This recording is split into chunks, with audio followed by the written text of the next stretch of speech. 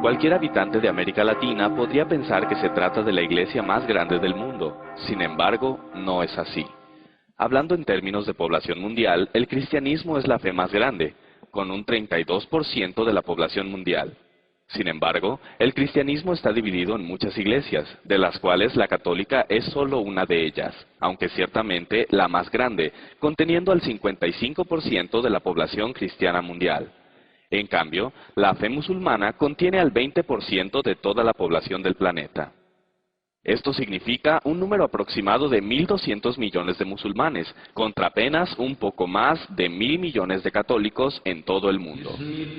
Evidentemente, la fe musulmana tiene mayor número de adherentes que la Iglesia Católica Apostólica Romana. Sin embargo, este punto nos lleva a una pregunta que le quita el sueño a muchas personas.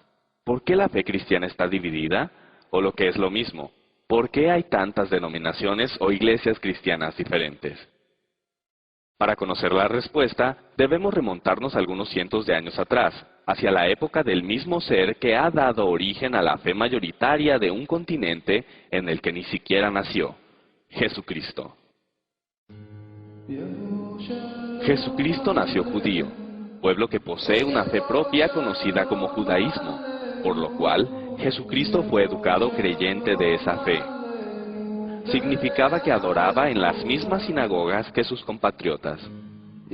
Los problemas comenzaron apenas cundió la popularidad de Jesús como el Mesías esperado, el Hijo de Dios, pues los dirigentes de la iglesia judía nunca le creyeron, y más creció su odio hacia él debido a las críticas que él hacía de sus prácticas erróneas, y debido a que como Hijo de Dios, proclamaba tener la autoridad para llamar sus propios ministros, a cuyos principales 12 llamó apóstoles. Por lo tanto, los sacerdotes y autoridades políticas judías decidieron hacer con él lo mismo que habían hecho con casi todos los profetas anteriores, es decir, matarlo. Una vez que Jesús ya no estaba entre ellos, los apóstoles tomaron las riendas de las congregaciones, y podemos apreciar claramente que ellos ya celebraban sus propias reuniones de adoración separadamente a las de la religión judía. La razón era muy sencilla: los seguidores de Cristo lo aceptaban como el Hijo de Dios y el Salvador, cosa que los judíos no han aceptado hasta el día de hoy.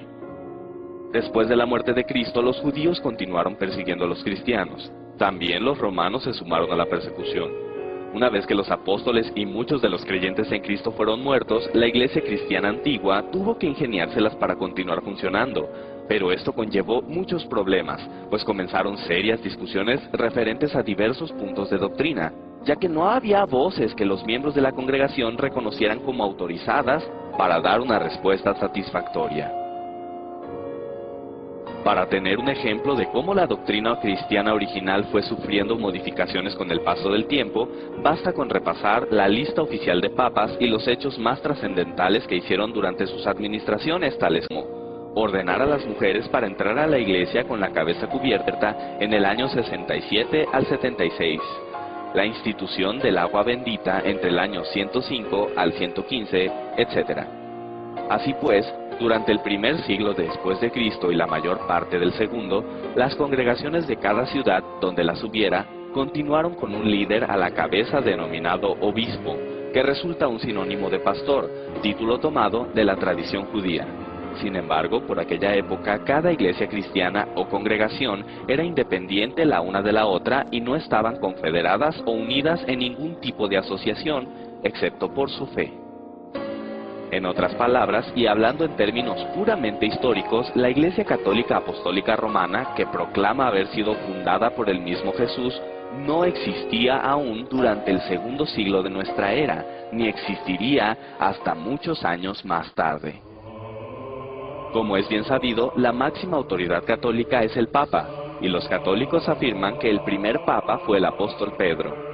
Empero, en ninguna parte de la Biblia se menciona que Pedro haya sido nombrado Papa por Jesús, y esto es porque la palabra Papa no fue aplicada al máximo dirigente católico sino hasta el siglo XI, cuando Urbino II, obispo de Roma, propuso que se usara ese término para denominarlos, pues hasta ese año, 1093, se les llamaba Pontífice Romano u Obispo de Roma, o sea, que en realidad el primer papa no fue Pedro, sino más bien Urbano II. La razón es obvia. Pero, ¿por qué la máxima autoridad católica estaría en Roma? ¿No resultaría más lógico que estuviera en Jerusalén? Además, ¿no eran los romanos perseguidores de los cristianos? La respuesta a esta subsecuente interrogante nos lleva al nombre mismo de la iglesia en cuestión: Iglesia Católica Apostólica Romana. Durante el siglo III aproximadamente, los obispos de Roma decidieron que al estar en la sede del gobierno político más poderoso del mundo de aquel entonces, debían tener también la mayor jerarquía sobre los demás obispos, y por ende, sobre las demás congregaciones cristianas. Durante los años sucesivos, los demás obispos de Roma reclamaron la misma supremacía sobre las demás iglesias. Es ahí donde comienza la historia del líder eclesiástico de una iglesia local como líder de un movimiento religioso de clase mundial. Para justificar su reclamo de hegemonía, argumentaron que Pedro, sucesor de Cristo en el liderato de su fe, había sido el primer obispo de Roma. Sin embargo, como ya hemos mencionado antes, el obispo era la persona a quien se ponía al frente de una congregación para que se hiciera cargo de ella.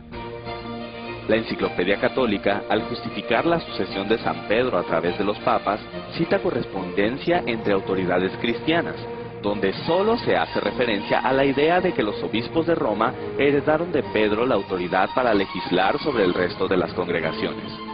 Curiosamente, estas referencias abundan a partir del siglo III en adelante, mientras que hacia atrás suman apenas 2 o 3. Incluso, hace mención de una idea contraria a la que ellos sostenían. El episcopado petrino era, según los opositores, una novedad que venía de los primeros días del siglo III y que había suplantado una tradición más antigua, según la cual Pedro y Pablo habían sido los cofundadores y Lino el primer obispo. La verdad es que Pedro no dejó ningún documento donde haga constar que los obispos de Roma son sus sucesores o cabeza de la iglesia como conjunto. Pedro no pudo haberse hecho cargo de esa congregación, debido a que sus constantes viajes le habrían impedido cumplir debidamente con las obligaciones que eso conlleva. De hecho, la aseveración católica de que Pedro vivió en los últimos años de su vida en Roma es virtualmente imposible de comprobar históricamente. Inclusive, la misma Enciclopedia Católica lo afirma de la siguiente manera. En cuanto a la duración de su actividad apostólica en la capital romana, la continuidad o no de su residencia allí, los detalles y éxito de sus trabajos y la cronología de su arribo y de su muerte, todas estas cuestiones son inciertas y pueden resolverse solamente mediante hipótesis más o menos bien fundadas. Pero, sobre todo, hay que recordar que Pedro tenía una jerarquía mayor que la de un simple pastor u obispo. Él era un apóstol, título que recibió de manos de Jesús. Roma fue considerada sede de la autoridad cristiana desde el siglo III, pero no hay que pensar que eran aceptados por el gobierno romano. Como hemos mencionado antes, aún eran perseguidos tanto por judíos como por romanos. Sin embargo, la situación cambiaría drásticamente, cuando en el año 313, un emperador decretó el fin de la persecución hacia los cristianos. Se trataba de Constantino el Grande, quien dio el primer paso firme en la organización de una confederación de las congregaciones cristianas bajo un mismo nombre. A más de 300 años después de Cristo, la Iglesia Católica no existía aún. Después de la partida de los apóstoles, la sencillez del Evangelio fue corrompida o se fue apartando de él. Un ejemplo de todo esto es lo concerniente al bautismo, requisito indispensable para ser declarado miembro de una congregación cristiana. La palabra española bautismo significa sumergir, zambullir, hundir en el agua. La inmersión era la forma primitiva generalizada, de ello dan testimonio arqueológico las grandes fuentes bautismales del arte paleocristiano en numerosos templos cristianos en Oriente y Occidente. En el segundo siglo, el bautismo fue restringido a los 2 días festivos de la Pascua y del Pentecostés, y se necesitaba un curso de 3 años para poder recibir dicho sacramento. Para el siglo III se reconoció el bautismo infantil y posteriormente se institucionalizaría con el fin de volver al catolicismo a todo el Imperio Romano. El primer escritor cristiano que menciona el bautismo infantil es Tertuliano, y él se opuso. Nosotros no somos lavados para después cesar de pecar, sino porque hemos cesado de pecar. John L. Mosheim, en su libro Ecclesiastical History, escribe: el método antiguo de gobierno eclesiástico parecía subsistir en general todavía, mientras al mismo tiempo variaba el mando primitivo y degeneraba hacia la forma de una monarquía religiosa.